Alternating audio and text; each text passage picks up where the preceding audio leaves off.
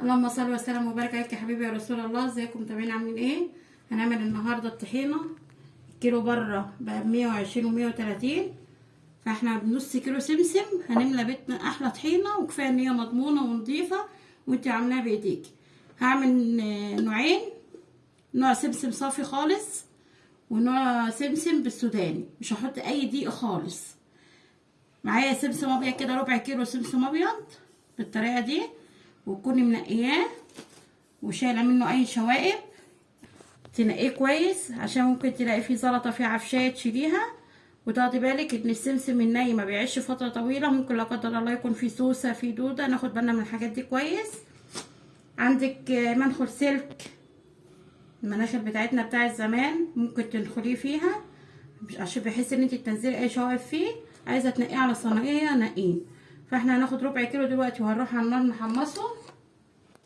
عندي طاسه على النار كده انزل فيها بالسمسم، ده ربع كيلو. دي الساده اللي انا هعملها، مش ان انت تحمصيه وتديله لون، لا، ان احنا عايزين نخرج الرطوبه منه. وساعة ما تمسكيه كده بايديك وتلاقيه سخن معاكي، يبقى هو كده سخن اتحمص معانا. على نار متوسطه زي ما حضراتكم شايفينها كده، وتقلبي. انا مش عايزاه ياخد لون، انا عايزاه يسخن وعايزه الرطوبه تخرج منه. هعمله مع حضراتكم دلوقتي. امسكي بقى السمسم كده حبيبتي، انا حاسه بسخونيته كده، اتحمص سخن معانا. انا ما بحمصوش عشان ما تغمقيش اللون بتاعه، عشان ما يعملش يديكي مراره كده في الطحينه. هو بس تسخين، نظام تسخين، احنا نطلع البروده منه. هركن ده بقى وانزل بالربع التاني، ده ربع السمسم التاني، وعليه بقى توم سوداني متقشر زي كده. هسخنه برضو زي ما سخنا اللي فات على نار متوسطه برضو، عشان ايديكي فيه بالتقليب مستمر عشان ما يتحرقش منك، عشان ما يعملش مراره. السمسم بره يا حبايبي الكيلو ب100 جنيه، هتجيبي نص كيلو هتملي بيه الدنيا طحينه. وهنوزنها دلوقتي مع بعض، عن ما تجيبيها ب120 وب140 كده اوفر لك. تاخدي حاجه نضيفه وحاجه مضمونه من عمال ايديكي. دي بسمسم خام، مش حاطين عليها دقيق. لو حاطين عليها دقيق هترمي معانا اكتر من اللي هنعمله دلوقتي، انما احنا عاملينها خام اصليه. ودي بالسوداني، السوداني بيديها نكهه جميله وريحه حلوه فيها. كده كده السمسم اصلا لما بتيجي تطحنيه بيديكي ريحه في منتهى الجمال. يعني اعرف ان الطحينه الخام بره الكيلو ب180، مش مغشوشه معلهاش دقيق، خام بس سمسم بس 180.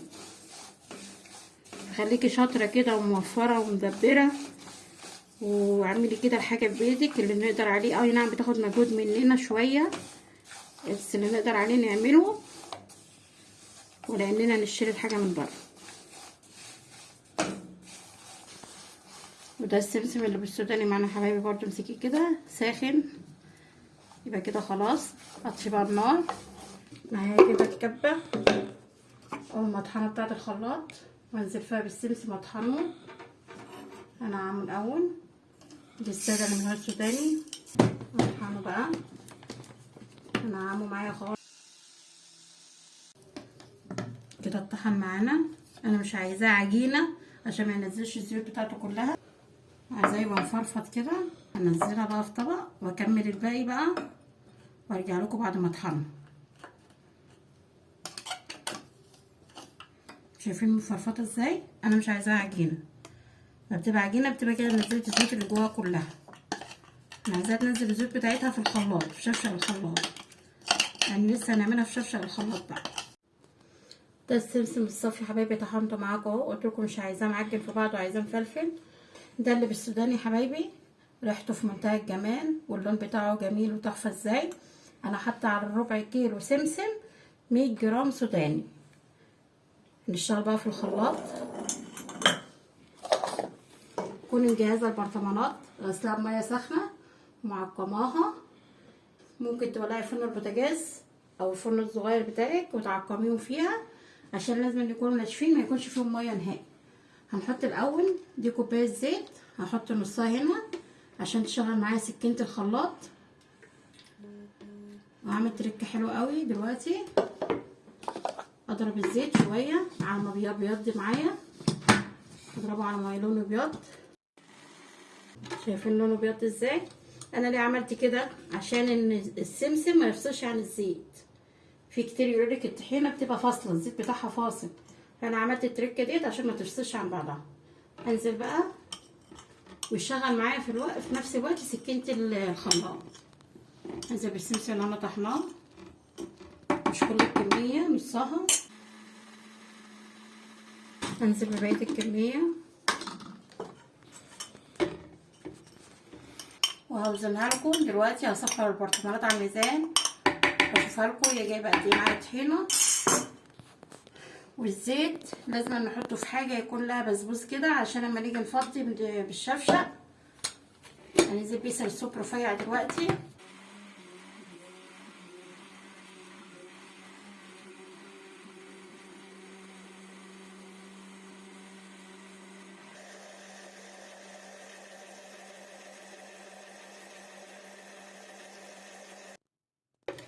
شايفين الجمال؟ شايفين لونها؟ ما شاء الله. يعني ما تقلقيش ان هي سايله كده معاكي، هي لو اتركنت اصلا يوم او اتحطت في التلاجة هتتقل. انا شايفه ان قوامها ده جميل، بس ان انا اشغل عليها كمان، انزل اللي في الجناب، لو في حاجه في الجناب بشغل عليها. ادي برطماناتي انا غسلاها ومعقماها، اصفرها على الميزان عشان اشوف لكم ده يعني ربع كيلو السمسم ده عمل معايا قد ايه. بس هشغل عليها كده. خلصت معايا، انا صفرت البرطمان على الميزان. شايفين جمال اللون؟ في منتهى الجمال، والريحه حلوه، ريحه السمسم جميله. اساسي ان السمسم يتطحن، ما ينفعش كله يتحط في الخلاط وترجعي تقولي ده خشنه او ما نعملش معايا. عشان كده بقول يتطحن علشان يطلع بالنتيجه دي معايا. انا بدات بالسمسم صافي لان التانيه فيها سوداني، فمش عايزه دي تاخد طعم دي، عايزه دي يبقى لها طعم ودي لها طعم. بصب دلوقتي في البرطمان. شايفين ما شاء الله؟ شايفين ما شاء الله القوام؟ هيتقل معانا مسافه ما هتتركن في التلاجة، هتتقل معانا. احطه على الميزان اشوفه عامل قد ايه بقى، واللون بتاعها جميل. عامل 425 جرام. ربع كيلو سمسم عمل لي 425 جرام. لسه في حبه تانيين اهمت. طبعا بقى ايه، هنزل كل اللي على جناب الشفشه. الاسباتيلا ديت بصراحه اختراع جميل، منتهى الجمال.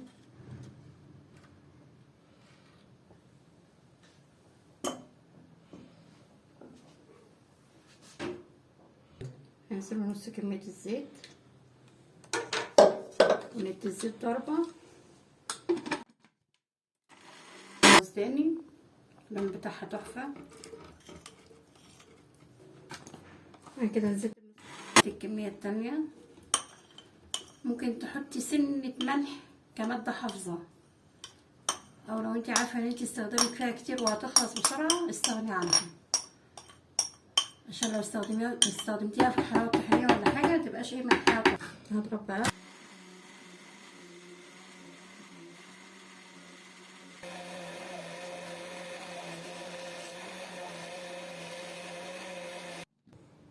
مش عايزه اقول لكم الريحه عامله ازاي. السوداني عامل ريحه تحفه مع السمسم، واللون بتاعها جميل، لونها تحفه.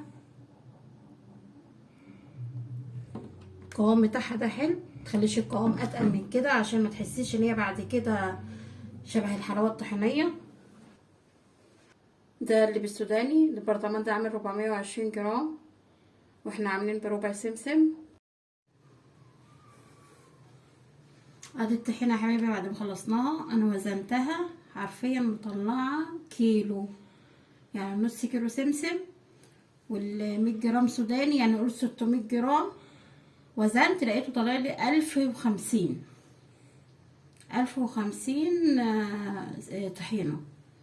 دي الفاتحه، متحطيش المعلقه فيها لو هي ناشفه، متحطيش معلقه مبلوله، ولسه هتتقل عن كده كمان. شايفين ما شاء الله لونها جميل ازاي. ودي اللي بالسوداني معانا ما شاء الله. شايفين القوام بتاعها. والبرطمان الصغنون ده بقى ميكس، حبه من هنا وحبه من هنا، اللي فاض من هنا ومع اللي فاض من هنا حطيتهم على بعض بالطريقه دي. جميلة ونضيفة وحلوة. وقلتلك لو عايزة تحتفظي بيها لمدة اطول حطي بذرة ملح بسيطة، ما كتريش، عشان لو جيتي تعملي حلاوة طحينية منها ميبقاش فيها الملح عالي. موفرة عن اللي بره وانتي عاملاها بايديكي وحاجة مضمونة. اتمنى ان الفيديو النهارده يعجبكم. لو اول مرة تشوفوني انا اسمي هبة، متنسوش تعملوا لايك وشير واشتراك في القناة.